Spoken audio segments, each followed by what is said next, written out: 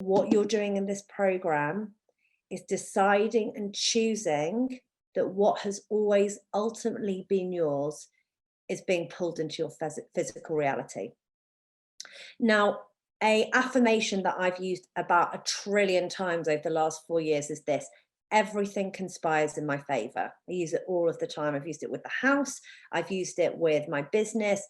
When things don't seem to be going the way that I want to, and particularly when I was at the beginning of my business where it was like crickets and I was like, is anyone even listening? Is anything happening? Everything conspires in my favor. Everything conspires in my favor. That is a wonderful prompt for you that allows you to just come out of the judging whether whatever's going to come into your life during these 7 weeks is ultimately proving this is working or not. This is working. This will work. But your ego, the first thing it's going to want to do is it's going to want to set up some sort of judgment criteria.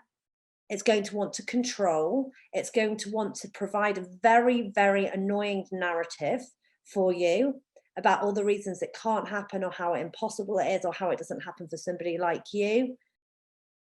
And that's going to be there. And honestly, it still is for me on a daily basis. One of you voice noted me and said, does that ever go away? Like, surely, like, you can just fix it and you move on. Not from my experience and not from the experience of anybody that I've worked, any of the people I've worked with or the people that mentor and coach me. It's like that voice of the ego, that voice of fear, that need to control is all just part of the process. But ultimately, we get to choose that we believe it happens anyway.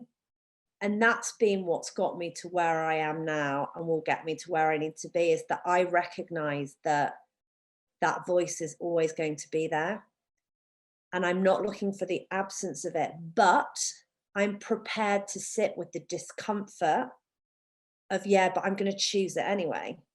And I've done it every single day for my business. I've sat there with every single reason to believe that my business wouldn't work and it wasn't bringing in money, where I was launching something and it was like crickets and nobody was interested. And my voice was coming in and like, why did you leave the corporate job? What about money? What about the 50 grand on your credit card?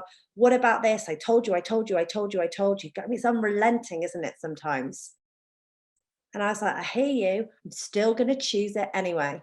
I'm still going to choose it gets to work out. I'm still going to choose everything's conspiring in my favor. I'm still going to choose that my growth gets to be exponential. I still am going to choose I get that house anyway, even though I can't see it.